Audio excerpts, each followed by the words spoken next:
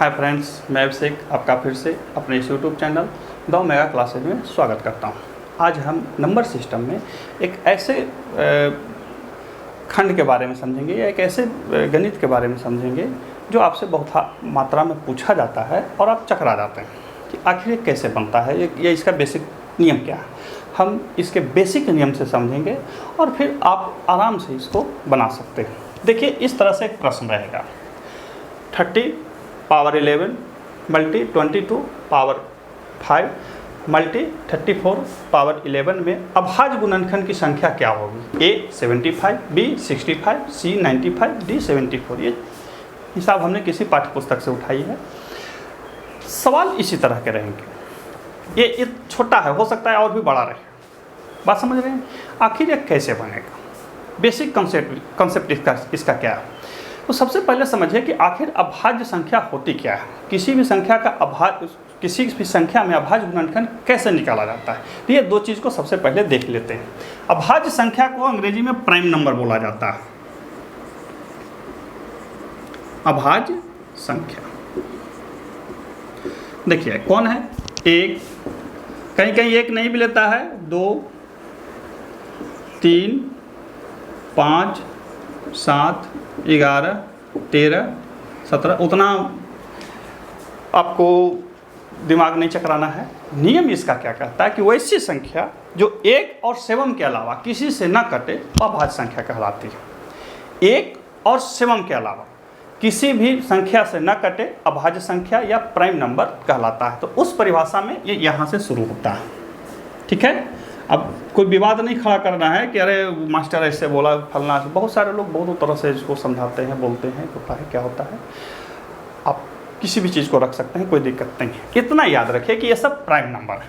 ये prime number हैं, यानी कि ये खुद के माने 1 और खुद के अलावा किसी भी पहाड़ा में ये नहीं आते हैं और किसी से नहीं कटेंगे। सवाल उठता है कि आखिर किसी भी संख्या को प्राइम फैक्टर में कैसे लिख सकते हैं। तो 54। तो देखिए, सबसे इसका जो आसान उपाय है निकालने का, वो इस तरह से निकालिए। 2 27, 3 9, 3 3 3 निकल गया। तो हम इसे 2 गुने 3 को 3 बार लिख सकते हैं। 2 गुने 3 के पावर 3। इस तरह से आप इसका गुणनखंड अभाज्य गुणनखंड के रूप में लिखना होगा। अभाज्य गुणनखंड के रूप में लिखने का तात्पर्य हुआ कि हमने किसी संख्या को पूरी तरह से काट करके लिखा है। एक उदाहरण और मैं देता हूँ। 75, 3 से 25, 5 से 5, 5 से 1। 75 को हम 3 गुने 5 गुने 5 लिख सकते हैं या 3 गुने 5 के पावर 2 लिख सकते हैं। इस तरह से लिख सकते हैं। ये किसी भी संख्या का अभाज्य गुणनखंड निकालना हुआ या अभाज्य गुणनखंड के रूप में लिखना हुआ। याद रखिए, दोनों एक ही चीज़ है, अभाज्य गुणनखंड निकालना और अभाज्य गुणनखंड के रूप में लिखना। अब याद कीजिए कि 54 में अभाज्य गुणनखंड की संख्या कितनी है। 1 2 3 4, यानी कि 54 में अभाज्य गुणनखंड की संख्या कितनी है, 4 है। तो हमने यहाँ पर देखिए उसी 4 को यहाँ पावर के रूप में भी लिखें तो 3 1 4 होता है। सेम चीज़ यहाँ पे आइए, 75 में कितना है, 3 है, 1 2 3। तो यहाँ पावर लिखे तो 2 1 3, यानी कि हम किसी भी संख्या के प्राइम फैक्टर में कर दें और उसके पावर को जोड़ दें तो अभाज्य गुणनखंड की संख्या ज्ञात हो जाएगी। यही कंसेप्ट इसमें होता है। समझ रहे हैं बात को? किसी भी संख्या के अभाज्य गुणनखंड को निकालेंगे। ठीक है, किसी भी संख्या के अभाज्य गुणनखंड को निकालेंगे और उसके जो घात होंगे उसको हम जोड़ देंगे। किसको जोड़ेंगे? घात को। याद रखिएगा, ऐसे एक ही हिसाब में आप लोग समझ जाइएगा, कहीं पर कोई इसमें ज़्यादा घूमना नहीं। देखिए, हम 30 के पावर 11 को 2 गुने 3 गुने 5 के पावर 11 लिख सकते हैं या नहीं लिख सकते हैं। 22 का पावर कितना है, 5। 11 गुने 2 के पावर 5 लिख सकते हैं या नहीं लिख सकते हैं। 34 के पावर 11 को हम 2 गुने 17 के पावर 11 लिख सकते हैं नहीं लिख सकते हैं। आराम से लिख सकते हैं। हो गया, हमने प्राइम फैक्टर कर दिया इसका। अब इसको देखिए, 2 के पावर 11 गुने 3 के पावर 11 गुने 5 के पावर 11, इसको लिखे, गुना में है, गुना लिख लेंगे। 11 के पावर 5 गुने 2 के पावर 5 गुने 2 के पावर 11 गुने 17 के पावर 11, हम इसको ऐसे लिख दिया। इसको हमने इस तरह से फैला करके लिख दिया। क्यों लिखा? क्योंकि हमने सबका प्राइम फैक्टर निकाल लिया, अभाज्य गुणनखंड निकाल लिया। 30 में 2 गुने 3 गुने 5, 22 में 11 गुने 2, 17 में 2 गुने 17 या 17 गुने 2, जैसे आप लिखे। ऐसे नियम है कि छोटा सा लिखा जाता है। यहाँ पे हमने गलत लिखा है, मतलब टेक्निकली गलत है, ऐसे कोई गलत नहीं है। अब क्या करना है कि इस सब के घात को जोड़ देना। 11, यहाँ पे 2 चीज़ है, परीक्षा में बना रहे हैं तो सबके घात को जोड़ दीजिए। 11 दूनी 22, 33, 10 43, 43 अब 22 कितना हो जाएगा? 65। आपका आंसर हो जाएगा 65, बना दीजिए। ये सीधा हुआ। एक स्टेप यदि इसको बाहर करके देखेंगे तो एक साथ हमको सरियाना होगा, लिखना होगा। 11 के पावर कितना हो जाएगा? यहाँ 11 है, यहाँ 11 है, तो लिखना होगा 22। सॉरी, 11 का पावर हमने बोला। 2 के पावर 2 जगह है, 11 और कहीं है 11 5 16, 11 27, तो यहाँ हम 27 लिखेंगे।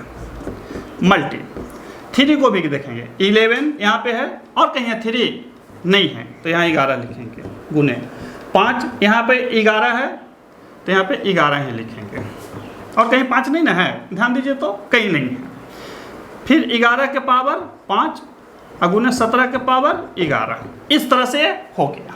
बना या नहीं बना? अब जोड़ दीजिए। 7 1 8, 8 1 9, 9 5 14, 14 1 15 के 5 हाथ बच्चा 1, 1 1 2, 2 1 3, 3 1 4, 4 2 6, यानी कि इस प्रकार की संख्या में अभाज्य गुणनखंड की संख्या जो हुआ वो 65, पावर को हमने जोड़ दिया तो 65, आपका 65 आ गया। ये नियम हुआ, कायदा कानून हुआ। हमने जो एक स्टेप पीछे करके आप बना सकते थे, यहाँ पे कर दिया, सारे घात को जोड़ दीजिए। अब सवाल आपसे होता है कि अरे श्रीमान यहीं पे गिन देते तो नहीं होता? नहीं होगा, क्योंकि 2 गुने 11 का पावर 5, यानी कि 2 भी 5 बार, 11 भी 5 बार। 2 गुने 17 का पावर 11, यानी कि 2 भी 11 बार, 17 भी 11 बार। यहाँ पे 2 गुने 3 गुने 5 का पावर 11, यानी कि 2 भी 11 बार, 3 भी 11 बार, 5 भी 11 बार। इस तरह से ये चीज़ें होती हैं, इस तरह से चीज़ें ध्यान देना चाहिए। हाँ, एक शॉर्ट आप कर सकते हैं, 11 3 33, 5 दूनी 10, 11 दूनी 22, आप लिख दीजिए। जय को संख्या है 11 3 33 प्लस 10 प्लस 22, ये जोड़ दीजिए, आपका 65 आ जाएगा। तो आप शॉर्ट से शॉर्ट, लंबा से लंबा, जैसी आपकी इच्छा हो बना सकते हैं। बेसिक फार्मूला आपका यही होता है। इसका नियम क्या होता है जो मैं आपको लिख के बता देता हूँ। नियम होता है a का पावर m गुने b का पावर n गुने c का पावर o गुने d का पावर p। इस तरह से यदि आया है तो आपको अभाज्य गुणनखंड की संख्या का सूत्र होगा m plus n plus o plus p, यानी कि सभी घात को जोड़ देना। ये इसका नियम होता है, ये सूत्र हुआ। हालांकि आप सूत्र लिख भी सकते हैं, मैंने आपको बना करके बता दिया।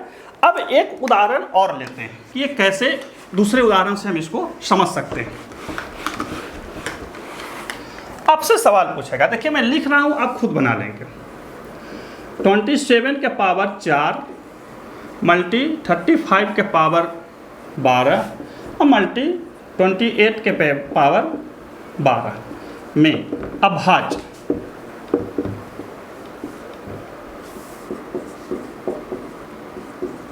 गुणनखंड की संख्या बताओ। इस तरह से प्रश्न आपसे परीक्षाओं में पूछेगा, खास करके एसएससी की परीक्षाओं में इसी तरह से प्रश्न पूछता है, इसको ध्यान रखेंगे। ठीक है, एसएससी की परीक्षाओं में इसी तरह से पूछता है। हमारा काम है आपको पूरी तरह से डिटेल में बता देना, ताकि आप जब परीक्षाओं में बैठें तो डिटेल से डिटेल, सोर्स से सोर्स, जैसी आपकी इच्छा बना सकते हैं। अब हम 27 के पावर 4 को 3 गुने 3 गुने 3 के पावर 4 लिख सकते हैं। 35 को पावर 12 को 7 गुने 5 के पावर 12 लिख सकते हैं। 28 को पावर 12 को हम 2 गुने 7 के पावर 12 लिख सकते हैं।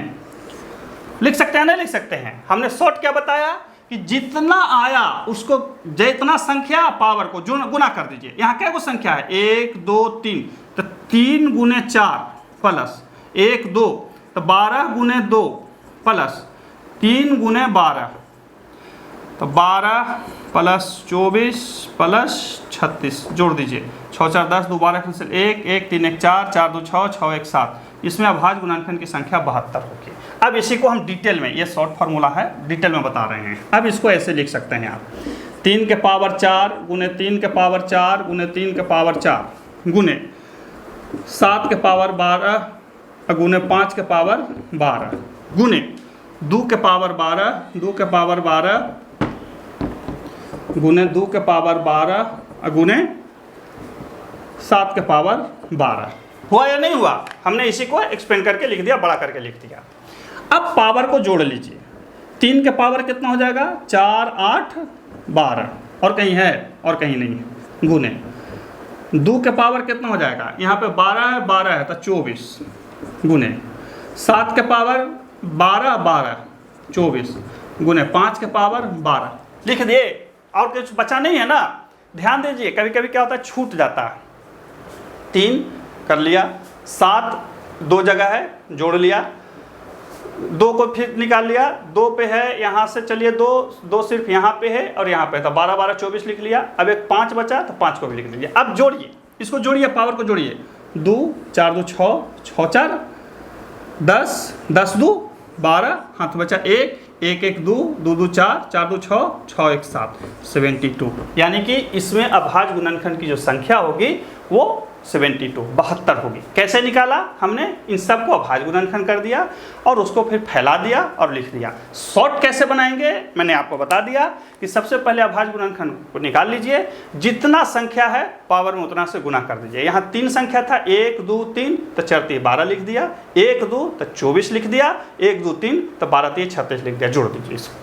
तो इस तरह से आप अभाज्य गुणनखंड की संख्याओं को परीक्षाओं में निकाल सकते हैं। अब सवाल, क्या ट्रिक भी है कुछ? कोई ट्रिकबाजी नहीं, ऐसे बनाइएगा, आराम से आपकी बन जाएगी। फिर मिलते हैं अगले वीडियो में, तब तक के लिए नमस्कार।